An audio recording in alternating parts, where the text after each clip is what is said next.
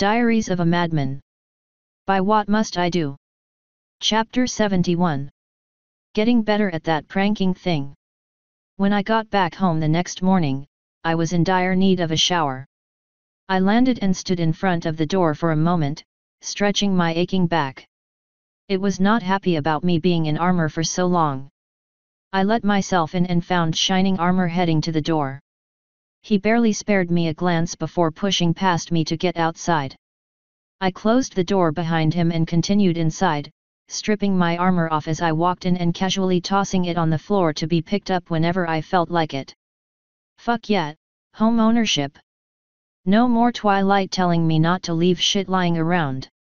I found Cadence in the kitchen, looking rather depressed.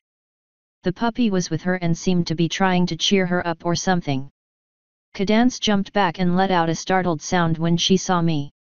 The puppy seemed to grin and walked over to me, jumping up onto one of my legs.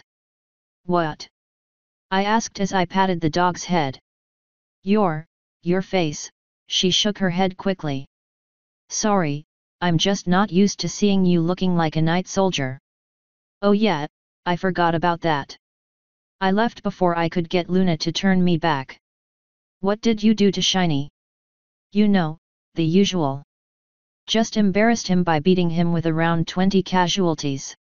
I also tore out his throat in front of his troops." I was walking over to the fridge to see if there was anything to eat while I was saying that, the wolf trailing behind me. "I gotta say, that was an easy fight. I can never tell when you're being serious." I pulled my head out of the fridge after finding nothing readily edible. "Oh yeah, he went down with almost no fight at all." I closed the fridge and leaned back on it. "The game actually ended last night after he was stupid enough to capture Princess Luna." She was not amused. Of course, by that point, I had already snuck into his camp and killed off most of his officers and planted a changeling spy, so the game was over anyway. "I see." She didn't sound all that amused. I wasn't surprised, since she was the princess of love or whatever and it was her husband that I was talking about humiliating. "Anything cool happen here?" "Not really, no." "Can we talk about Rainbow Dash and Fluttershy?" "No, we can't. I'm going to go take a shower. I don't imagine I smell pleasant." I started to walk out, but she stepped in front of me. I crossed my arms. "Look, I know this love shit is your job. But I suggest you back the fuck away from my life. I know what I'm doing." "You obviously don't, if you can't see what's right in front of your face." "What, you mean Fluttershy's crush on me?" "I'm not blind. I thought I had already dealt with it, but it came back. It won't be a problem for much longer. Now stand aside." "I will when you explain why it won't be a problem for much longer." I shrugged, turned around, and walked over to the back door that was thankfully connected to the kitchen. She teleported over there and I spun and sprinted out the door to the hallway before she could recover. Of course, I wasn't wearing my ring, so I got as far as to the staircase before she grabbed me with magic. "That's cheating." The puppy whined, sensing my unpleased mood. "Playing fair is reserved for when I'm playing, Navarone," she answered as she dragged me back to the kitchen. "Something you apparently know much about, if what Shining Armor said is true. So what did you mean by it not being a problem? Are you and Rainbow Dash going to start dating or something?" "Dash is a lesbian, so no. If I tell you this, you have to swear to tell no one else either directly or indirectly." "Nav, I would never tell Aniponi your secrets." "That is not a swear, Cadence." She rolled her eyes. "You sound just like Celestia." "Fine, I swear. I'm leaving Equestria in less than a year and I might not ever come back." And there's the gasp. But she actually took a moment to consider it before nodding and saying, "I suppose I understand. But why can't I tell Aniponi?" "Because if anyone knows, they'll try to get me to stay and that would just get annoying. I will leave. The only thing that isn't decided yet is if I come back. Now put me down. I need a shower." Not just yet. What about Fluttershy? You know she has feelings for you. Why would you throw that away, even after what you've been through? Just because she feels for me doesn't mean I do for her. Besides, I think the only reason she wants me is because she sees me and thinks I'm hurt and wants to help heal me. That isn't the kind of relationship I want to be in. She put me down. I'll talk to her and try to dissuade her from you, then. Maybe I can spare at least one heart from you. I nodded. Thank you. I do not handle these things well. Understatement of the year. I'm going to go take a shower. If you ever find out that anyone else has a crush on me, please do your best to extinguish it. She sighed, looking away. Navarone, I want to foster love, not kill it. I do this because you are my friend and because I don't want to hurt Fluttershy. I will try not to make a habit of it. I shrugged. Whatever. I'm gonna go take a shower. She mumbled, why do I put up with this, as I walked back out? That's a fair question, honestly. Thankfully, the dog didn't try to follow me out. I assumed he knew what a shower was. When I got out of the shower and back downstairs, I found that all of the armor I had so carefully strewn about was gone. Before I could ask where it went, the Naga entered the house, slamming the door shut. When he saw me, he grinned. Human, I need your assistance with something. What with? He held up a bouquet of lightly photoluminescent flowers that seemed somewhat wilted. I have an admirer that I need to get rid of. Dude, it's a giant fucking squid. Just stay away from the lake, problem solved. He scowled. Human, that thing is evil. I caught it trying to sneak into the fortress today. I quickly had the gate shut before it could get in. It threw these over the wall. He dropped the flowers to the floor in disgust. I was still trying to take that in. It walked here? Are you sure you aren't still drunk? The bug saw it as well. Hey! Did you try telling it that you weren't interested? I did not. I assumed running away from it and slamming the gate in its face would be enough. Well, let's go tell him, then.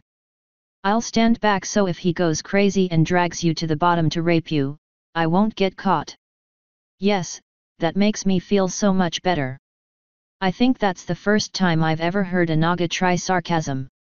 Maybe if I tell it that I am married with children, it will leave me alone. I shook my head. No. Tell it that you aren't interested at all. Don't mention your wife or kids.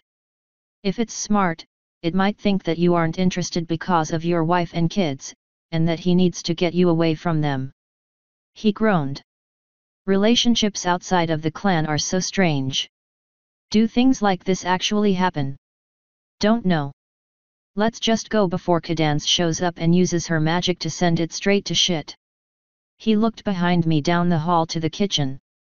I turned that way and saw shadows looming ominously. That would be a good idea, human. He led the way to the gate that was still closed.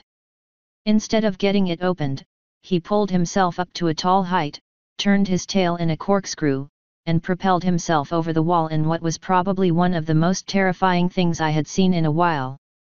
I flew over the wall and followed him as he slithered toward the lake. Kane, if this does not work, we are going to be eating squid tonight. I never was a fan of calamari. I have never had it. I wouldn't be so sure about that. It looks disgusting and rubbery, but I would not let it go to waste. Well, here's hoping it doesn't come to that. I for one don't want to eat that shit. And we were about at the moment of truth. Now, we could see the lake where we were. Are you sure about this? He asked as we stopped. Absolutely. Not at all. If he drags you in, I'll be sure to go and get help. Your bravery brings tears to my eyes. I will be back soon, Kane.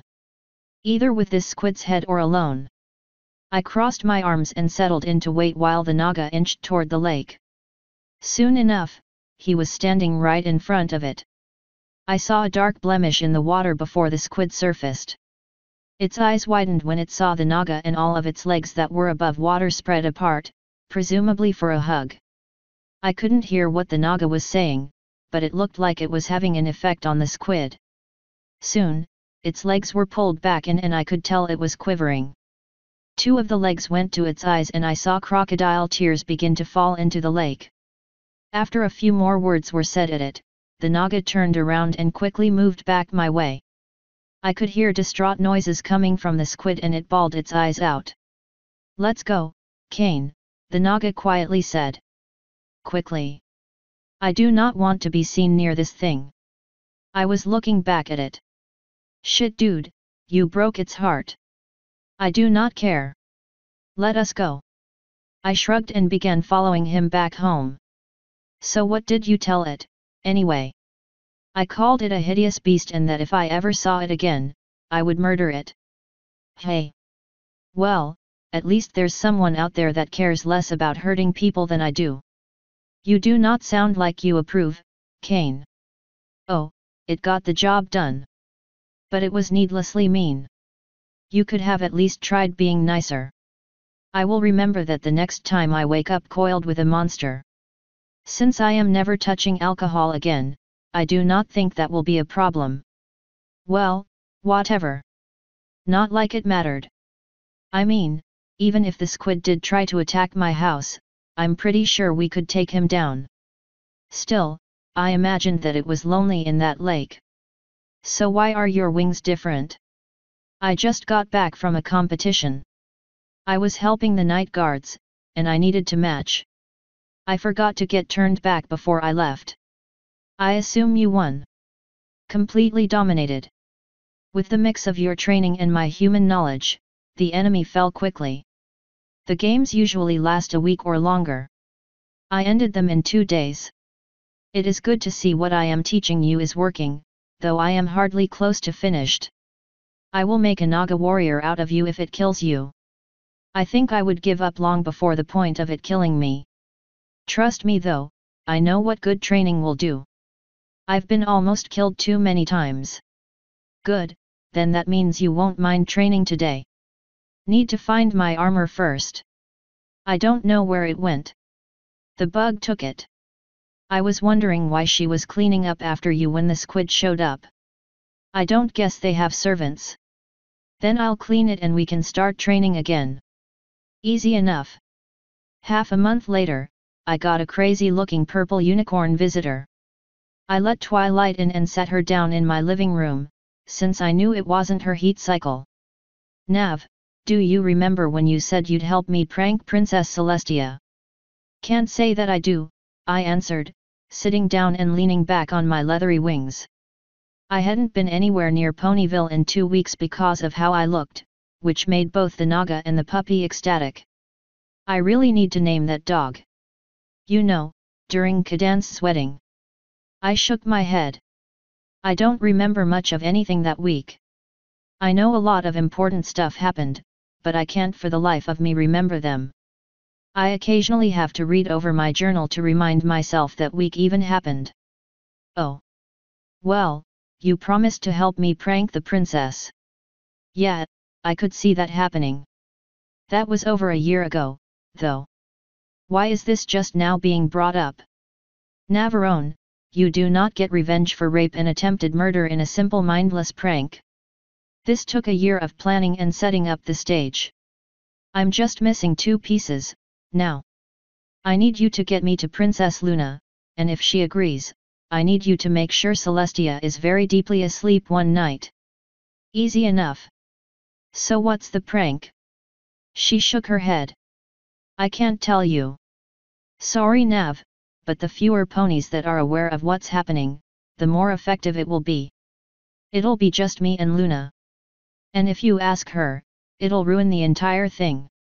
I need you to pretend this conversation never happened." I've done weirder. I have an easy excuse for visiting Luna, too." "When do you want to do this?" "Tonight." "Well shit, thanks for the fucking heads up." It was already 3 in the afternoon. "We leaving now or what?" "Sorry for not being able to tell you sooner, Nav, but I've been busy keeping the library in order around whatever's happening in there. That little ghost thinks it's getting the better of me. It's not. Yeah, she's nutters. Let me just grab my sword and we can go. I think my train pass allows a single guest, if you don't have a ticket yet.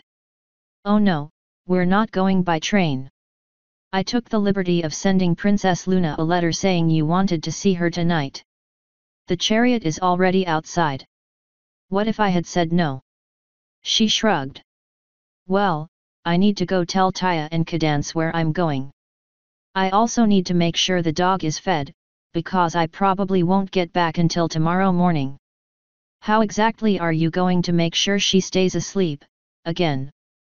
I just grinned. The two night guards pulling the chariot were leery about allowing Twilight to get on, but they weren't about to tell me no. Not after helping them curb stomp shining armor, at least. So if we're going to see Luna, why are we going so early? I asked. Because we aren't going there immediately. I have some other small things I need to do in the castle first. I sighed and muttered, don't know why you need me for this anyway. Because the princesses trust you, though Celestia only knows why.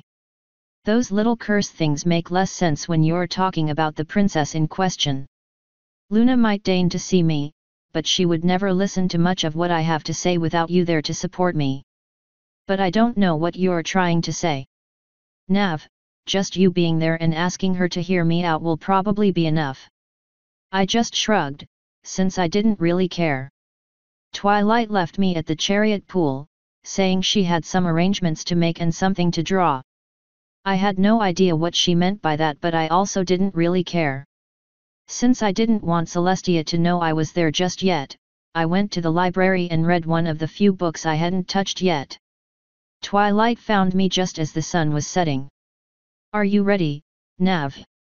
I shut the book with a clap and put it back on the shelf. I've only been waiting for hours. How'd you even find me? You aren't wearing your ring. I just used the eavesdropping spell. Now come on, I don't want to keep Princess Luna waiting. We got there just in time for her to wake up, it seemed. She was walking out of her door as we came down the hall. She lit up when she saw me, smiling happily. Seeing Twilight did little to dampen her grin. I wouldn't be surprised if she assumed we were here for a repeat of the deal I made with her. What brings you two here? She asked, walking our way. A question, I answered. And I need my wings and teeth turned back. Every time Cadance opens her mouth, I consider cutting a piece of her off and eating her. That needs to change. Her horn lit up and my wings went back to normal and I could feel my fangs receding into my mouth. I ran a tongue over my teeth, happy they were normal again. I kept biting my tongue and the side of my mouth while they were large. And what question did you have? She asked. Twilight finally spoke up. Can we go somewhere more private for that, please? Luna turned to look at the guards that formed up behind her as soon as she walked out her door.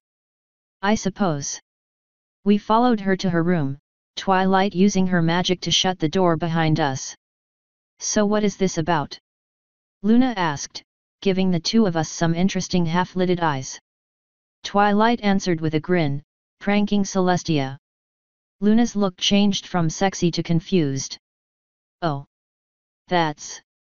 Well, I suppose that's more interesting, at least. What is the occasion? Twilight and I answered at the same time, revenge.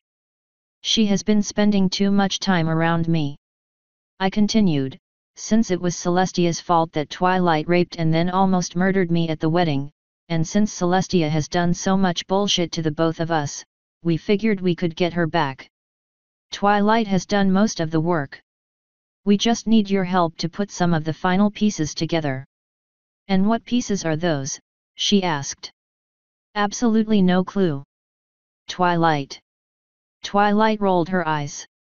Nav, you go talk to Celestia. Do whatever you need to do to make sure she won't wake up easily tonight. Easy enough. I'll see you two later, then. I heard Luna sighing as I left, closing the door behind me. I started walking away, but one of the guards stopped me. My son loved the autograph, sir, she said, saluting. I bet he loved that you got home about a week early even more. She grinned. Yes sir. He enjoyed the tale of how you scared the day guard with those teeth of yours, too. I'm not certain that's a good thing. I had chunks of squirrel in my teeth for days. Anyway, I need to go talk to the other princess. Keep up the good work, troopers. They both saluted as I left to go find Sun, but since I knew where she was, it wasn't that hard to find her. I walked into her private dining hall without being challenged. She looked up, expecting Luna. She grinned when she saw me instead. Hello, Navarone. I didn't know you were here. Yet. I'm stressed and need something to fuck. You interested? She nodded. Meet me in my bed chamber. As soon as I finish changing the court over for Luna, I will meet you there. Awesome. See you soon, Sun butt. She rolled her eyes at the name, but let me leave without calling me out on it. It was looking to be a good night. Twilight and I get our revenge, Luna gets to fuck with Celestia, and I get laid. Everybody wins. I don't know what Celestia's obsession is with putting me to sleep after we fuck. Normally when she does, I wake up cuddling her. This time she was holding onto me. I tried prying her legs away from me with no success. Since that didn't work, I managed to twist around in her grasp and gently kissed her awake. Her eyes fluttered open and she took a moment to realize what was happening before trying to return the kiss. By that time, I already pulled back. Can you let me go? Do I have to? Unless you want to go again, yes. She looked extremely excited about the idea and I readied myself for yet another fucking, but she sighed and let me go. I can't. You need to go back to Ponyville, Nav. I shrugged and pulled myself out of bed. All right. If you want any more action, just let me know. Last night was a lot of fun. Though I wonder just what the hell Twilight did. I don't suppose it mattered, at least not for me. I walked around and started gathering clothes as Celestia wearily sat up. She somewhat creepily watched me get dressed. Nav, when was the last time you spoke to Luna? Last night, before I spoke to you. Why? Was she behaving strangely? Not really. Has she been? She nodded. A little, yes. If she comes to you and seems paranoid, don't pay any mind to what she says. I think I know the problem and I will confront her about it today. Celestia, I'm her knight. I may not like her anymore, but it's my job to make sure she's okay. She didn't seem that happy when I said I didn't like Luna, but she could get over it. Do you want me to talk to her instead? Navarone, I am her sister. I think that trumps your knight status. If I am correct, she needs to be left alone for a little while. I will do my best to make sure she does not disturb you. If she does try bothering you, please let me know. Whatever. If you need my help with her, just let me know. I will, Nav. I think I will be fine, though. Met. I finally got fully dressed. As always, you make a fine booty call, Celestia. I will see you the next time any of us gets stressed, I suppose. Another one of her eyes twitched. Before you go, can I have one last hug? I shrugged. Sure. She was still lazily sitting up in bed, so it wasn't that hard to lean in and give her one. I felt her forelegs and wings pull me in tightly. After an uncomfortably long hug, she let me go. See you later, Celestia. Bye, Nav. She sounded rather depressed to see me go. I casually flung open her window and let myself out, flying back to Ponyville. My first stop was Twilight's library. I landed in front of it and let myself inside. I heard Spike cooking breakfast in the kitchen and saw Twilight using magic to push books into their proper places. Twilight, what did you do to Celestia last night? Why, was she acting strange this morning? She turned and I saw that she had a rather manic look on her face. No? But you had to have done something to her if you needed my help to make sure she slept heavily. She just grinned, some of the mania going away. Don't you worry about a thing, Nav. It's in motion now. Just avoid Canterlot if you can. I shrugged. That won't be too hard. Celestia asked me to avoid Luna and I've been doing so anyway, so I don't really have any reason to go to that place for a while. Was what happened really that bad? Yes. Have you been in contact with Shining Armor recently? The last time he visited Cadance was right after the War Games. I haven't. I did, however, see the records for this year's game. I had to have them triple-checked before I admitted to myself they were right. Navarone, how was it possible that your team only had 20 casualties? I know more about war and fighting than just about any pony alive. Simple as that. I've been wanting to talk to Shiny about training his troops to not lose, but if he's going to be a sore loser, I can't. He also needs to visit Cadance. The last time he was there, he said something that upset her, I think. That isn't like him. Twilight, he was probably really pissed. I tore out his throat with my teeth in front of his troops. You what? I waved a hand. Not important. If you see him, tell him to come by. Even if he doesn't want to talk to me, he needs to talk to Cadance. No, what was that part about you using your teeth to tear out his throat? I rolled my eyes. During the war game, he made the incredibly stupid decision of using his overpowered shield to capture Luna. When I rescued her, she told me to use my fangs to rip out his throat. I did. Now, I'm heading back home. I'll see you later, Twilight. Tell your ghost that I politely asked it to stop fucking with you. I doubt it will work, but you never know.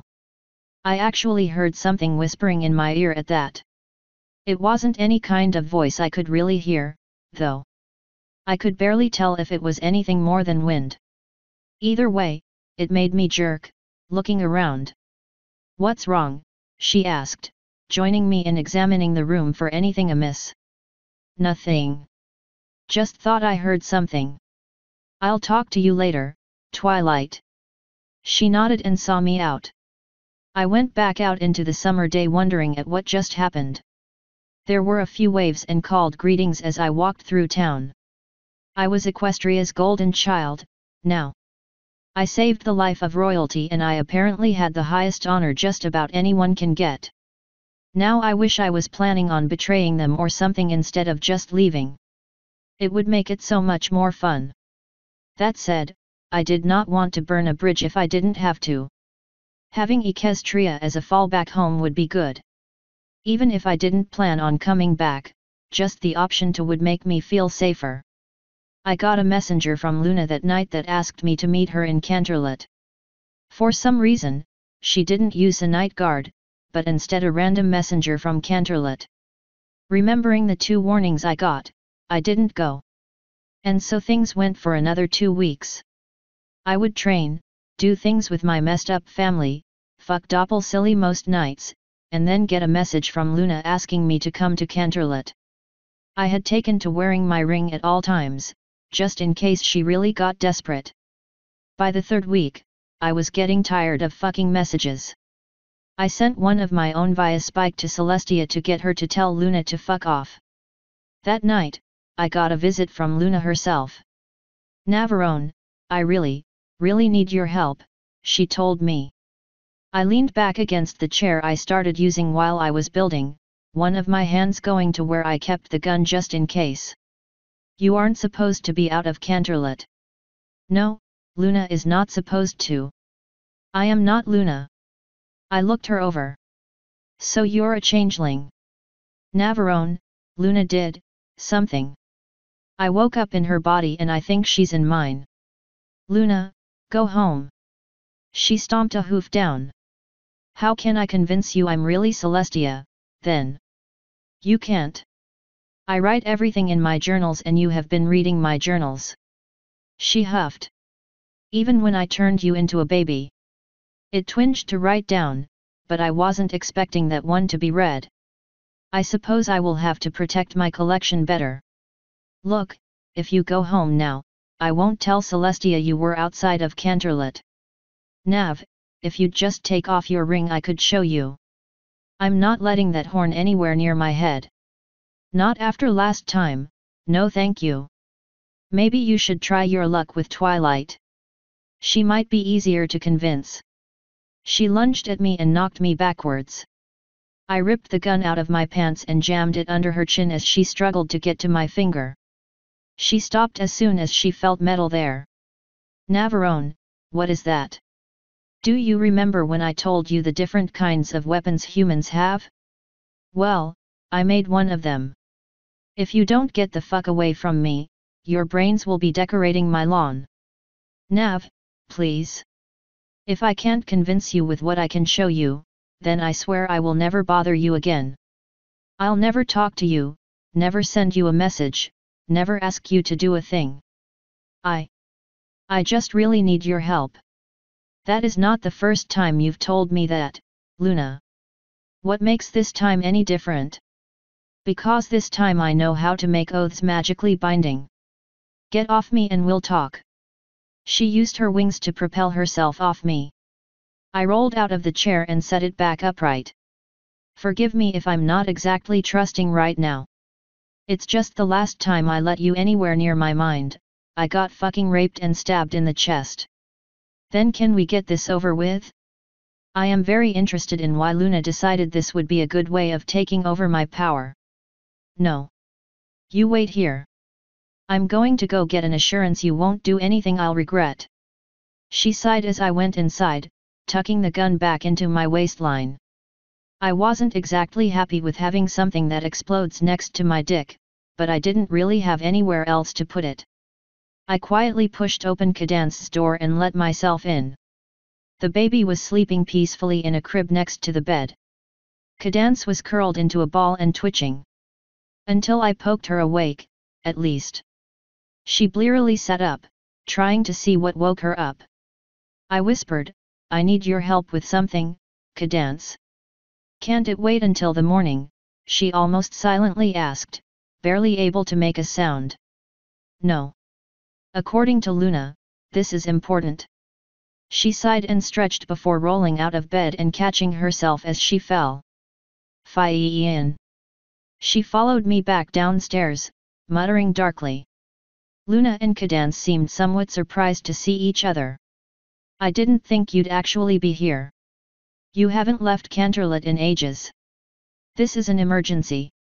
Well, Navarone, are you willing to trust me now?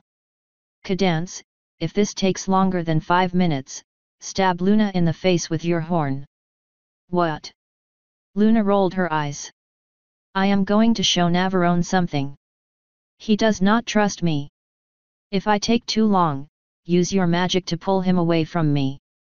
Oh, that makes sense. Nav, as happy as I am to see you trusting Luna again at all, why are you trusting Luna again at all? Because I'm stupid. I slid my ring off and said. Do whatever the fuck you wanted to do. Luna sighed and her horn lit up. My eyes jerked open wide as Luna's spell went through me, showing me memories only Celestia could have, from her perspective. It didn't take long to end, though. And when it did, I was able to fit some pieces together. When did it happen? I asked her. About 3 weeks ago. I woke up like this. I think I know what happened. Do you know the body swapping spell? No. I know where I can find it, but the spell book was missing when I went looking. Cadance spoke up. What's going on? Not important, I answered. Go back to bed. I need to wake up Taya. She needs her sleep, though. Cadance said. She doesn't get nearly enough. This can't wait, I answered. The only other people that know the spell are Twilight and Luna, and they're both in on it. Celestia jerked back. Twilight is in on this treason. Nav, Luna is right there. I shook my head. Cadance, go to bed. Yes, Celestia. It's not treason, though. Just a prank. But this is too far. Cadance stomped down a hoof. That's not Celestia. We both looked at her and said, go to bed, Cadance, at the same time. Celestia turned back to me. How is this in any way a prank? Navarone, do you know what she told me? She said I had a recurring problem where I thought I was her. Every few months since I got back from the moon, I had an episode, she said. The goal was to make me think I was insane. What are you two talking about? Cadance shouted. We ignored her. Well, if you don't want to fix this immediately, we can get her back, I said, crossing my arms. Nav, she could be ruining my country. It is imperative I regain control. And ruin your chance for revenge? I have a more fun idea. Cadance finally walked away, grumbling and muttering. What did you have in mind? Celestia asked. I gave her my most winning grin. Want to go on a date? Of course, it's hard to just take the Night Princess on a date without giving someone any kind of warning. Most places are closed at night, after all, and Celestia didn't know any of Luna's friends in the city in any of the clubs Luna occasionally visited, so it might blow her cover if we went to one of those. So instead we went back to Canterlot and waited, continuing to plot ways to make Luna suffer. Assuming, of course, she didn't just break down as soon as I told her that I decided to give Luna another chance. When Celestia told me that we had to plot somewhere other than her room, I found out the night guards were in on the prank. Or at least, some of them were. Celestia had to tie up her 2 guards so she could leave without them telling her sister. So instead we used the center of the maze. Almost no one ever goes in there, especially not at night. So how do we tell her? I asked, leaning against the marble basin near the center of the maze. When she wakes up, go to her room and ask her for advice. Tell her you decided to try a relationship with Luna again on the basis that we'd go much slower this time and that there would be almost no magic at all. Easy enough. If she doesn't cave immediately, what should we do? Go on a date, of course. We just keep progressing as time goes by until she cracks. If she doesn't break before the gala, we'll just use Taya to teach me the spell and I'll forcefully take my body back. That will take some planning. It requires a magical circle drawn in a certain location. They put it under your bed. I thought you didn't know anything about the prank. Twilight asked me make sure you were sleeping very deeply one night. Before that, she said she had some preparations to make and something to draw. I assume she drew it under your bed. When I woke up the next day, Luna was in your body and holding onto me. I see. What was this prank even for, that it took such planning? Revenge. I'm not a fan of getting raped and Twilight isn't a fan of raping people. And neither of us liked it when she tried to murder me. Since both of those were your fault, we decided to get back at you. But this is too far. She looked away. Oh, Luna's face is very good at showing shame. So, any other ideas to get back at her? She took a minute to recover from her period of shame. Well, we can sit together at breakfast and kiss, to see the reaction on her face. I might hold off on the kissing, but the sitting together works. Remember, we're pretending to take this slow. Of course. I'm not exactly certain I know what that entails, but I will try. Dates, for one. I actually had one planned for Luna, before. Well, we could go with that. I got some info about a nice place that's still open around the time Luna usually wakes up. I still have some nice clothes Rarity made me, if the moths haven't eaten them. She nodded. And Luna has some nice clothes I can wear as well. When do you want to do this? As far as I can tell, we'll need to get a reservation a few days in advance. Normally I'd say that it wouldn't matter because you're the princess, but this will give us plenty of time to prepare and all that. If Luna gives in before then, we can just cancel the reservation. Very well. Will you make the preparations, or should I? I'll do it. You just know that if you walked in and asked for a reservation, they would tell you to pick a time.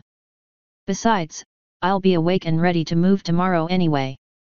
Good. We sat in silence for a few moments. So, what now? I asked. Well, this whole thing has been rather stressful for me. And I have been wondering what it's like as Luna. What do you say, Nav? Doesn't that seem wrong, though? Using Luna's body for that, I mean. She rolled her eyes. You can't tell me she hasn't been using you, Nav. Actually, she hasn't. I even offered, when I woke up next to her. I was completely naked and woke her up by kissing her and she still said no. She didn't seem happy about it, though. Well, that is more restraint than I expected from her. But then, I suppose she knew what would happen if she did take advantage of you and you found out. However, I believe this is one situation in which she brought it upon herself. I shrugged. Whatever. Let's bang. And so we did. It was awesome. The next morning, Luna found me sitting on one of Celestia's many clothing drawers. She jerked back when she saw me. What are you doing here, Nav? She asked, yawning. I need some advice. As you know, Luna has been sending me messengers for the past 3 weeks. I got tired of it after you didn't do anything about it and finally came by to talk to her last night. She seemed to shrink in a little at that. We got to talking. Long story short, she somehow managed to convince me to go on a date with her. Her mouth dropped. I know, I can't believe it either. The conditions were that almost no magic could be used at all and that we went slowly. I'm already planning one date, but if I'm going to do this again, I'm going to do it right this time. What do you suggest? You gave, she shot out of bed. I need to talk to my sister immediately. I jumped over and grabbed her tail before she could get to the door. Relax, Celestia. I made it very clear that she has exactly one chance and that if she messes it up, that's that forever. She jerked her tail and I let it go. She changed tactics, saying, Don't you remember when I said Luna was acting strange? How do you know this isn't a symptom? Maybe this is the cause. Maybe she finally realized what she did to me was horrible and she's been feeling bad about it, expecting some manner of retribution until she was finally able to attempt to make amends. I mean, it could be a terrible idea, but nothing ventured, nothing gained. She narrowed her eyes. Fine. I sighed. Look, I know you wanted some kind of future for us, but Luna acted first. Both times. She looked away, sighing. It is hard to let some pony else be happy when they have what you want. Them's the breaks. I was hoping you'd have some advice. I've never been on a date before. I was planning one for Luna right before it went to hell, but planning for it doesn't mean much. What were you planning? A dinner, well, breakfast for her at Ethereal Cuisine followed by a hopefully romantic walk under her night. That's what I was planning on doing here. She looked away, saying, I thought you wanted to take things slow. She sounded on the verge of tears. That's what I need help with. I don't know how to take things slowly. That was the only relationship I've ever been in, and even then, it was hardly anything but sex with a promise of something more eventually. Based on how it went, I'm pretty sure we both did a number of things wrong. Mostly her, of course. That's why I'm trying to get advice.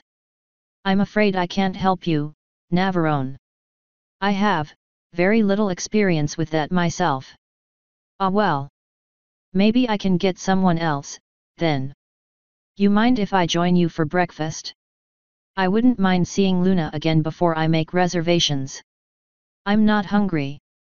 Tell her I won't be joining her for breakfast today, but that I do want to see her before she goes to bed. Easy enough. I'll see you later, son butt. She didn't say a word as I left.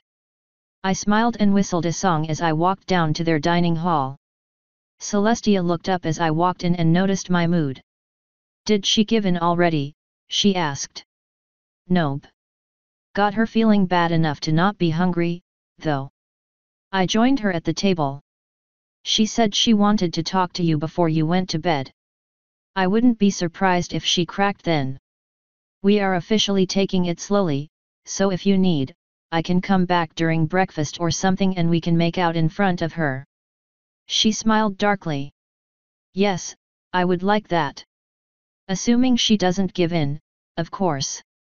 Of course. I grabbed a goblet of milk, set out for Celestia. To winning, I said, holding it up.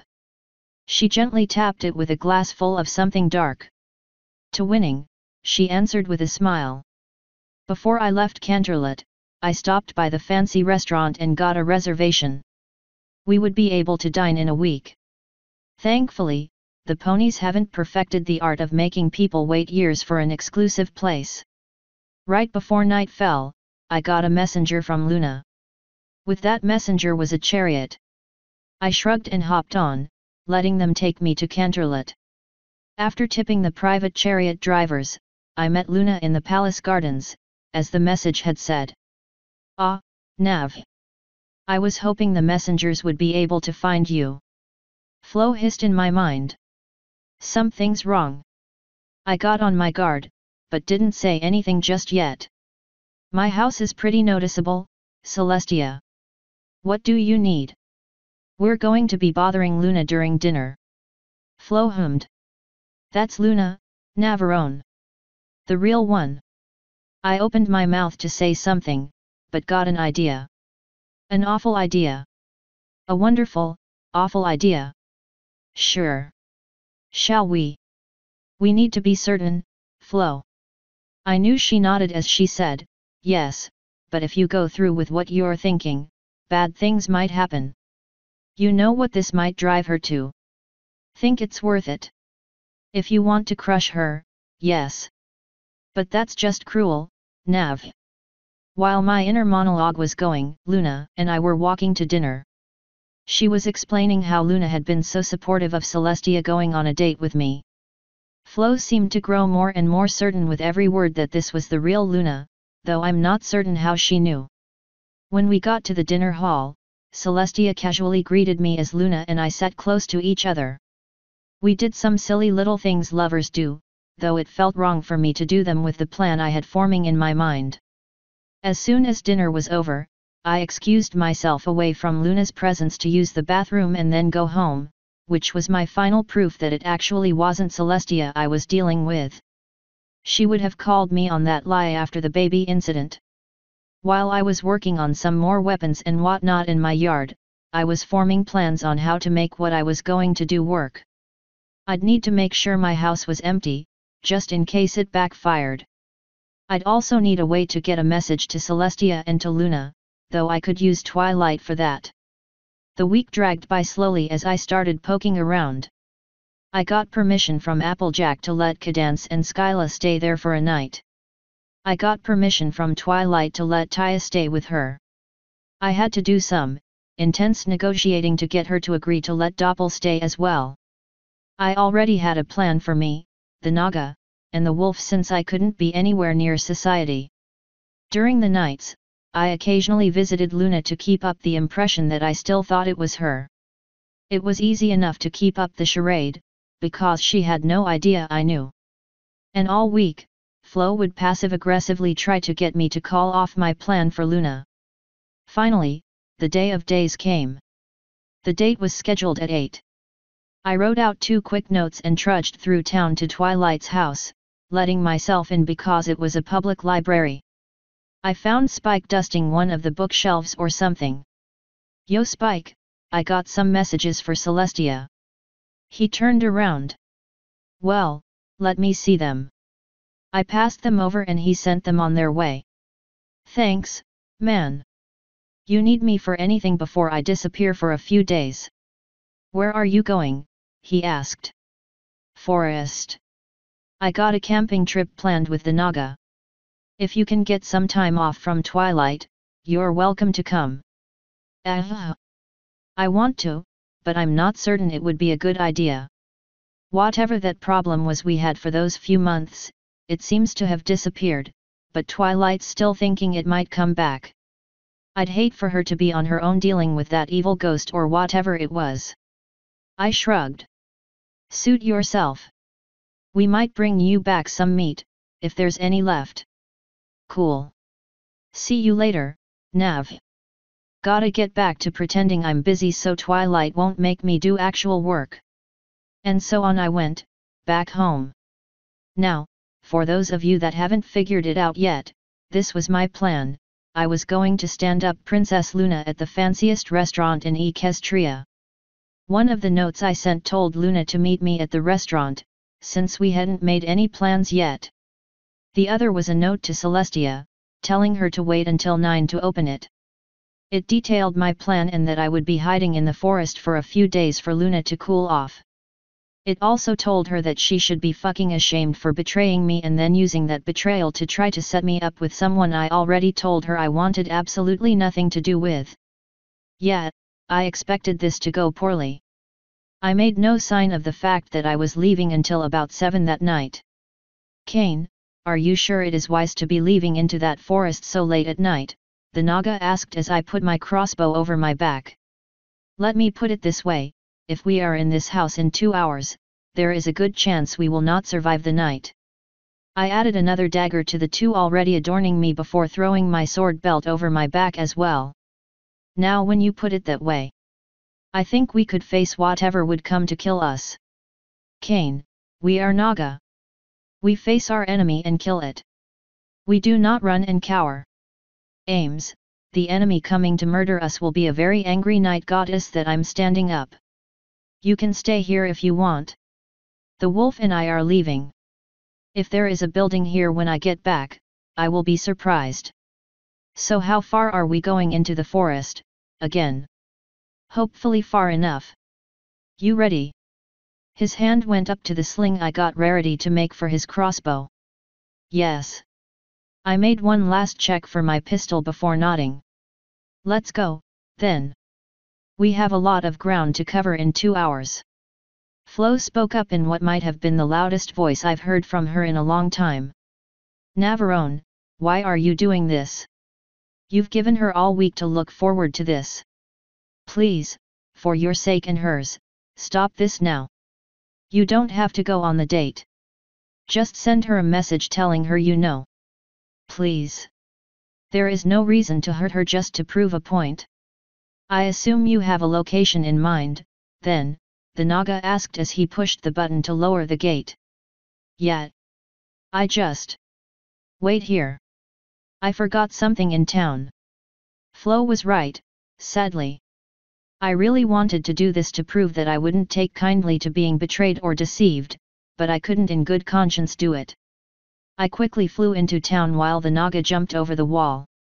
I landed in front of the library and let myself in, even though the sign said closed. Spike, you in here? He poked his head out of the kitchen. Yeah. Sorry to bother you, but I really need to send another message. You mind if I borrow some paper and ink? Go ahead. I wrote out a message to Celestia telling her to open the letter I sent her immediately, and to do with that knowledge what she would. Send it on, Spike. After this, I'm going out of town for a few days. Whatever response comes, don't bother trying to find me or catch up with me. What's going on, Nav? Don't worry about it. Just send the message. And try to fuck Doppel, if you can, it'd be good for you. I ran out of the building before he could reply, since I knew if I was still in town when Celestia got that message, bad things might happen. I slipped on my ring as I ran down the road to my house, all my supplies and weapons rattling and bouncing on me. I fucking hope you're happy. Flo just answered me with silence. Soon enough, I got back home to find the Naga and the puppy waiting in front of the gate. Shall we go, Kane? Yeah. And be on your guard. I don't know how far in you've been, but we're going in farther than I've been in a while. Hopefully your scent won't attract anything that might think you taste good. Navarone, I do not think anything will be foolish enough to try to eat something my size. I wouldn't be so sure of that. I've seen monsters in there that make you look the size of this wolf. He laughed as we quickly moved into the woods. Kane, you should know by now that monsters have little finesse when they fight. Especially ones so large. They do not fight for food at that size, I imagine. They just have to run it down. They are large, yes, but they do not know how to fight, especially against something that is trained as I am. I shrugged, because I really didn't care. If something like a hydra attacked us, I was planning on finding out how hydra tasted. Although if it was anything like the hydra from legend, I imagine that its body was highly toxic. An hour into our escape, I called for a short break next to a river. Let me check my mental layout of the forest. The forest can seep into your mind and get you lost on purpose if you aren't careful, I said. The Naga nodded as he moved to the river, setting his crossbow and bolts down on the ground. He shoved his head into the river, presumably for a drink, but his entire body jolted backwards a second later and he let out a shout of surprise. I jerked my head that way and saw a massive purple familiar river serpent sliding his upper body out of the river. Oh fuck me. In hindsight, that might not have been the best thing to have thought. Ooh, a new friend, the insane serpent said, looking over the Naga. And then his eyes shifted to me and his grin grew. And my little ape. It's wonderful of you to visit me again. Human, what is this thing? The Naga asked. That, I whispered, is a gay river serpent that tried to rape me a year ago. So kill it, he quietly asked. Not just yet. Louder, I said, hello again. Unfortunately, stopping for us means death, or we would stay and talk. We were just taking a short break before we continued again. I see. You know, I never did catch your name, my tasty little morsel. Navarone, at your service. At my service, you say? Well well.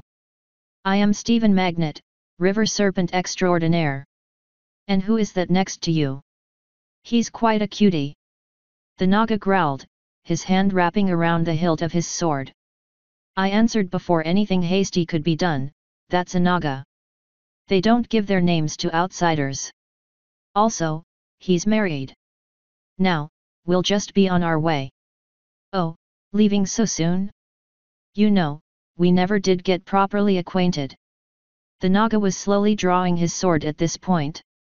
I said, hey, if I give you the location of a creature that's just looking for a loving mate, would you let us pass? Stephen stroked at his mustache, thinking. And how do I know you're telling the truth? I gave him my best winning grin. I would never stand in the way of two possible lovers. How romantic. I'm listening, Navarone. In a lake outside of Ponyville lies a lovelorn squid, aching after my dear friend here. Their love can never be, so he needs someone to take his mind off the Naga. That someone could be you. You're both aquatic, you're both, I almost said flamingly homosexual, but stopped myself at the last instant. Available, I said instead. Who knows? Maybe you'll find your match in him. Well. Okay. It's worth a look, my cute little ape. And if nothing else, I can visit Mistress Rarity again. But if I don't find a lovely little squid waiting in the lakes, I'll track down a monkey to make up for it. Run run run, fast as you can.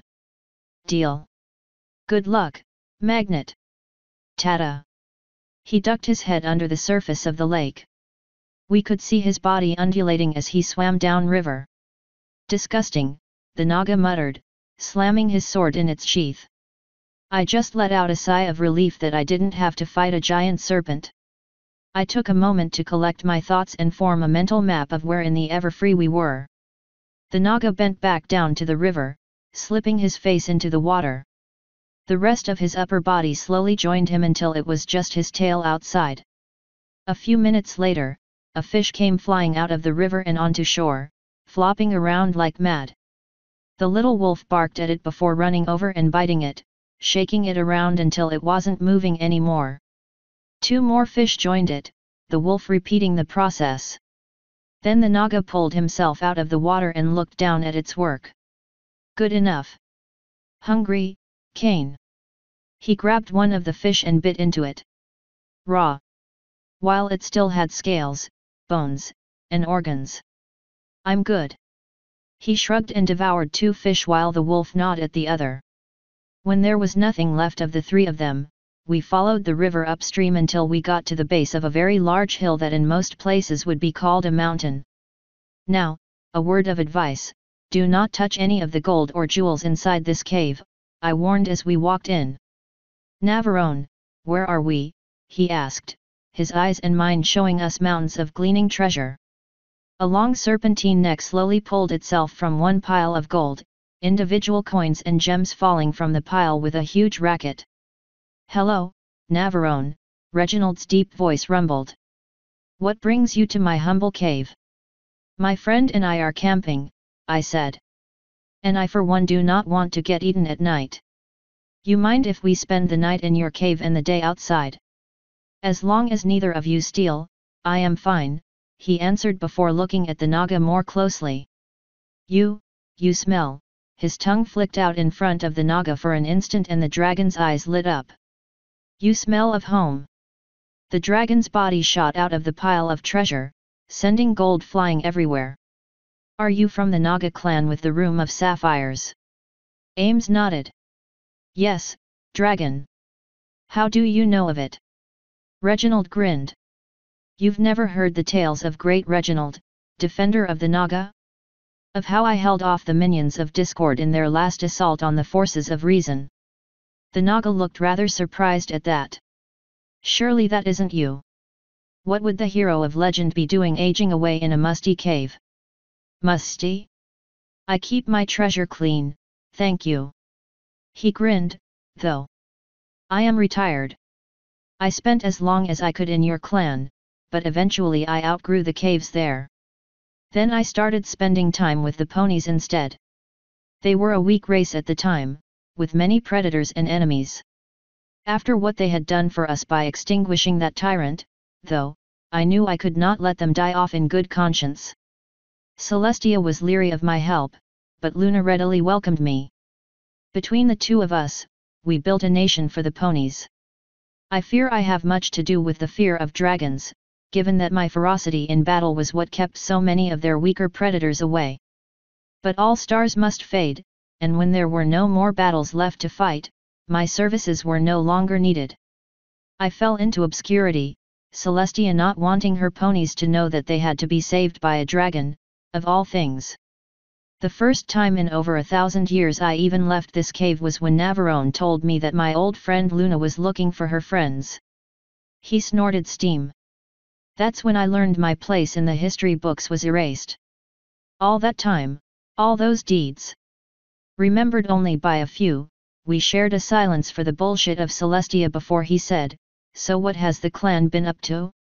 Navarone told me they had fallen on hard times. That was an interesting history lesson. It was the Naga's turn to speak, though. Yes, we have. The times of war and battle are long over. The lands of the waste have finally lived up to their name. Many of the monsters that did live there died out over the years. Those few that remain know to leave the sapient races alone for fear of reprisal. Pony railways cover the land, crisscrossing the vast wasteland and bringing a semblance of civilization. With the lack of monsters and predators came the lack of work. There is only so much you can grow in such a harsh land, so we began getting less food as we got less gold. A once proud mercenary civilization was brought to its stomach by the harshest enemy there is, peace.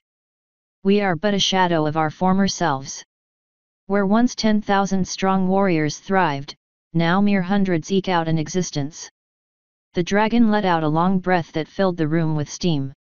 Such is the way of things, he finally said. In war, our kind thrives. In peace, our prey reigns. Enough of this depressing talk. Navarone, what adventures have you had in the time since we last spoke? I grinned. I thought you said you had enough of depressing talk. There are few adventures that aren't depressing. Speak, or not. I see you have gained a pet, unless that Timberwolf is here to challenge me. I looked down to my wolf, who decided to sit right next to my leg. Yeah, I got a little pet. I told him that story. He traded me a story. A few days passed like that. During the day, the Naga and I would train. At night, we would tell stories until the Naga fell asleep. Honestly, it was awesome. Sadly though, all good things must come to an end. Not so sadly, Reginald offered to carry the three of us back home.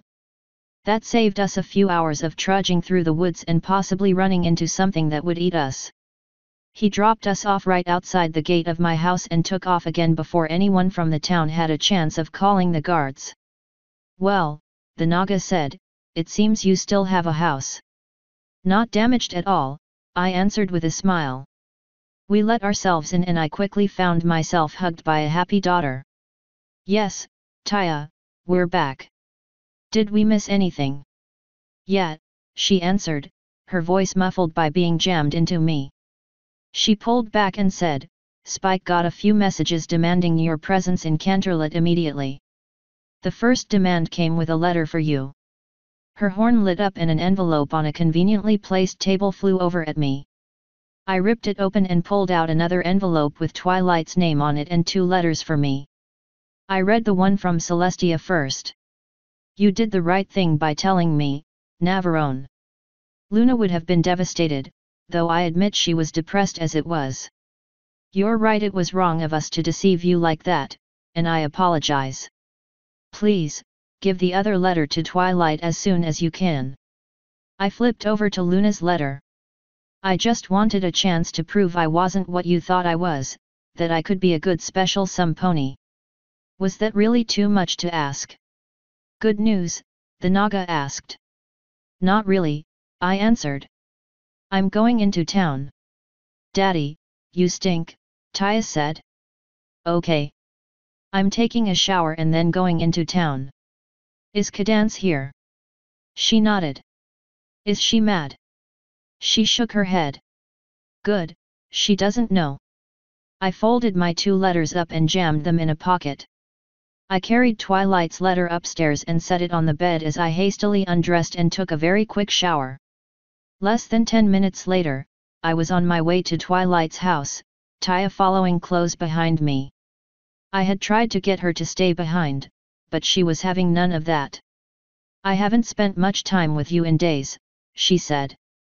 Even if it wasn't going to be much time she could spend with me, at least it could be some. We talked about her studies and my time in the forest while we walked. She seemed to have hit a stone wall of sorts, and was no longer progressing in strength. It was also taking her much longer to learn some of the spells Twilight was trying to teach her. Taya was not the sort to take failure that happily, and did her best to ignore Twilight's teachings on how friendship increases magical strength. She instead poured her time into practicing and reading as many magic texts as she could. We got to Twilight's house to find nothing. Or rather, no one. There was a note on the table with Twilight's very well-planned schedule if anyone needed her. And her creepy owl watched our every move until we got back outside, heading to Sugar Cube Corner to hopefully catch Twilight. We found her there with Pinky, Fluttershy, and Rarity. Of course, Pinky was immediately in my face when I walked in the door. Ooh, hi Nav. Where ya been? I've been trying to find you to tell you that I was planning a party but I couldn't find you so I couldn't tell you and I tried looking everywhere but you weren't anywhere and now here you are. I'm planning a party in a few days and you're going to be there. We'll see. I gently pushed her down and walked around her, allowing Taya access into the shop. Rarity and Fluttershy seemed to be trying to talk Twilight into joining them at the spa, since they were going there soon after they left the shop. I interrupted their little conversation by giving Twilight her letter. Who's this from? She asked. The princesses, I answered. I found it in a letter that was addressed to me. When she heard it was from them, her eyes lit up and she tore it open, quickly reading it. Her face paled and the light in her eyes disappeared as she gulped. Well girls. I can't make the spa trip. Her voice sounded nervous and morose. Nav and I have been summoned to Canterlot. I need to find Spike. She jumped out of her chair and ran out of the shop. The three of them turned to me. Rarity said, Nav, is everything all right? Fine and dandy, I answered. I should go with her. Rarity, Duallo, and Lotus cater to fillies. She nodded. They've been known to, yes. I tossed her a coin pouch. Spas on me. Taya, go with them. Taya opened her mouth, but I kept going. No, you don't have a choice. Rarity, make sure she gets the deluxe treatment, or whatever is the best for someone her age. If she fights back more than is necessary, let me know. Now, I got a jet. I ran out the door before anyone could say a word. I had no idea where Twilight was, but I did know that when she was in a panic, she didn't worry about any kind of mess or anyone's feelings. That in mind, I followed the trail of upset ponies, running as quickly as my legs would take me. I found Twilight at Applejack's apple stand, shaking Spike back and forth and babbling. I rolled my eyes, walked over to her, and began scratching her behind the ear. She calmed down almost immediately, dropping Spike to the ground. He looked up from his perch on the trodden earth and asked, "What's going on?" Without stopping on Twilight's ear, I said, "Go get some paper and write out a quick message to Celestia telling her that Twilight and I are ready for a chariot to Canterlot." "But what about the apple stand?" "I'll watch it until you get back," I said. "Go." He shrugged and started running to the library. When he was out of sight, I stopped scratching at Twilight's ear. Her mane immediately frizzled out and she gave me the insane look. "Nav, Celestia knows." "I know." She curled into a ball on the ground, using a hoof to pet her tail. "She's gonna be so disappointed and I'm gonna be punished for pranking her and... Oh Celestia, what if she disowns me? You knew the risks when you decided to prank her. She wasn't supposed to find out." I shrugged and took my place behind the apple stand. With Twilight rocking back and forth on the ground, I didn't get any patrons. Spike came running back soon enough. "Letter sent," he said before noticing Twilight. "So what's wrong?" I answered for Twilight, who seemed incapable. Twilight decided to prank Celestia and she went way too far. Celestia is summoning us to Canterlot because of that. Ooh. Have fun with that. Yeah, thanks for the support. How do I get Twilight back to the library? Spike walked over to her and started poking her. "Twilight, you in there?" Her crazy eyes locked on him and he flinched. "You need to go back to the library, Twilight." "It won't be my library for long," she said in a crazy voice. "The princess is gonna disown me and I'll lose everything. You, the library, the books. I'll have to move back in with Mom and Dad." Spike looked up at me. I rolled my eyes and joined him next to her. "Twilight, you are fucking retarded. The princess isn't going to disown you. She's going to give you an Aesop about why what you did was wrong and tell you that if you have any problem with her in the future, to talk them out instead of pranking her. Then the two of you will hug and you'll forget this crazy episode ever happened. You don't understand." Spike's turn. "He's right, Twilight. Princess Celestia would never do that. You may have made her angry, but you're still her #1 student. She isn't going to disown you." "But... Chariot's here," I said, looking up. "Time to go, Twilight." She whimpered and curled tighter. "Spike, grab her back legs." He did. I grabbed her front ones. On the count of 3, we lift her up and put her in the chariot. He nodded. 1, 2, 3. We lifted her up and tossed her in the back. "We should be back shortly," I told him, stepping into the back of the chariot. "See you then, Nav," Spike said as he walked back to the apple stand. One of the guards pulling the chariot looked back at me. Sir, is she okay? She'll be fine. Let's go. He shrugged and the two of them took off. On the way there, I tried getting Twilight to a more dignified position than huddling on the ground. What will Celestia think if she sees her prized student like this? I imagine she'll be quite ashamed that the student who faced down Nightmare Moon is huddling on the floor like a filly. That might have been the wrong thing to say. She whimpered and curled tighter. I sighed and began doing dirty things to her, since I knew that tended to calm her down at least a little. It worked, and she did the roly-poly act of slowly uncurling and twitching her legs around. When I was done, she was slightly drooling and we were just about to land. I cleaned my hands off and stepped out of the chariot when it hit dirt and stopped. Twilight, you coming? You bet I did. She shook herself. I mean, yes. A blush crept down her face as she got to her shaky legs and removed herself from the chariot. As we walked past the two guards, they winked at me. I just grinned. Not long after we started walking to the palace entrance, Twilight quietly said, Nav, if Princess Celestia does disown me, you wouldn't leave me, would you? Of course not, Twilight. Not that we'll have to worry about it, though. Although if Celestia did kick her ass to the curb, I could probably scoop her up for my trip around the world. That would be useful. Right. Of course. We continued in silence up to the throne room. There was no line, so we were let in immediately. Twilight shuffled her way up to the front of the room, looking down the whole time. I had an encouraging hand on her back. Since Twilight wasn't looking up, Celestia was giving me a look that promised words for later.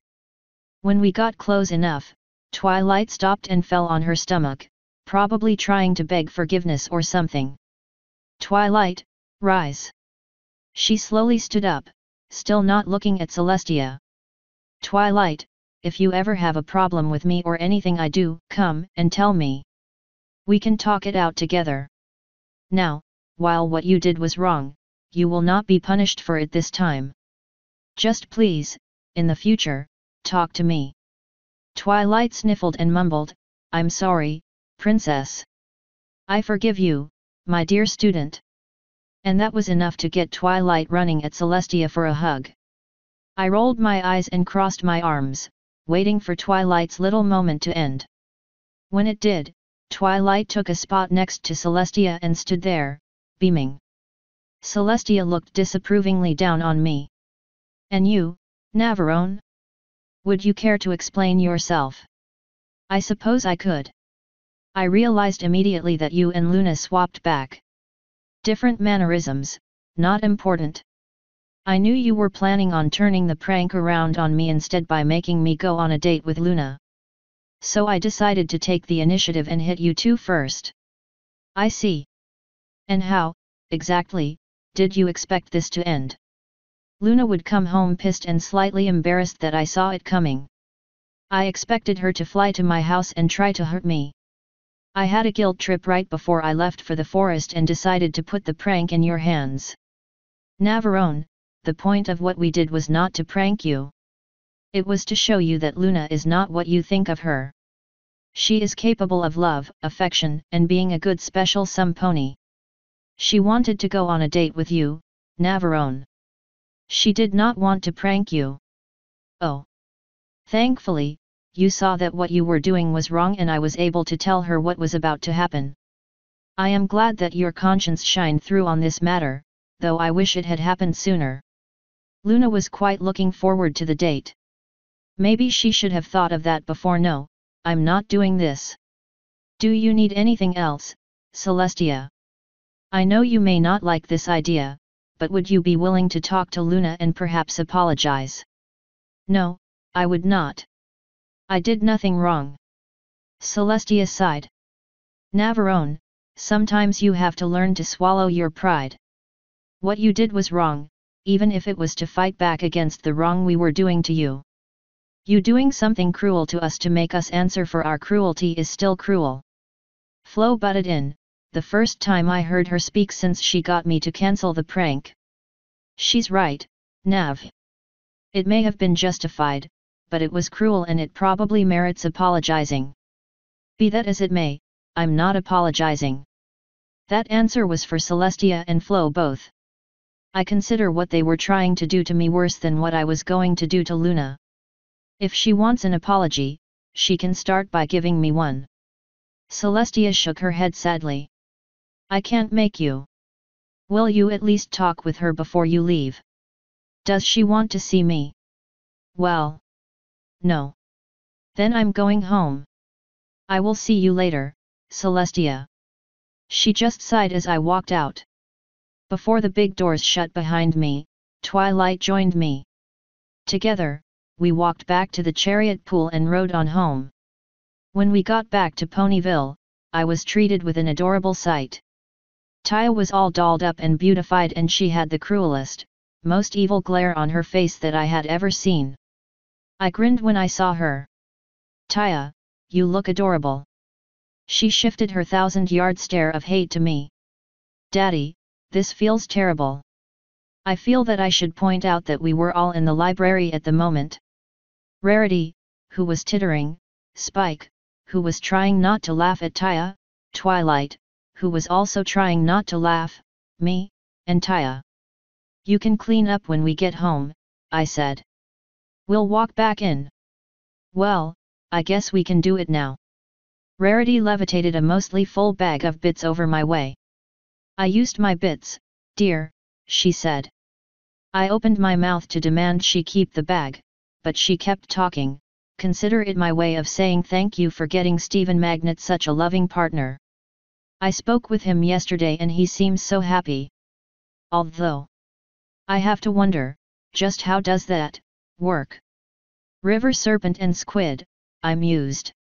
A few things came to my mind that made me feel uncomfortable. I don't want to think about it, that's for sure.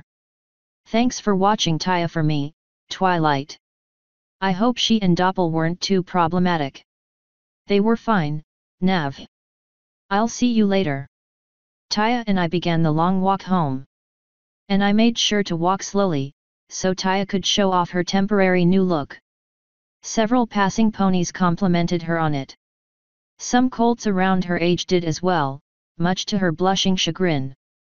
When we finally got back, she tried to rush to her room only to be stopped by a grinning Cadance.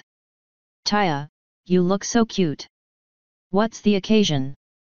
She whimpered and looked back at me. I sighed. Leave her be, Cadance. Taya, you've suffered enough.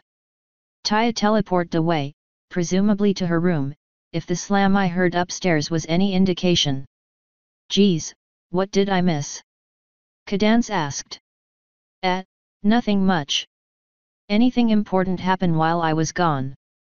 Aside from the letter from Celestia, no. Is Luna still acting really weird? Nah, I think that's cleared up. Has Shining Armor decided to stop sulking yet? She nodded. Yet. He was just in a really bad mood after what happened with the games. I bet if you set up a meeting, he would be happy to talk to you about training the troops better. I'll think about it.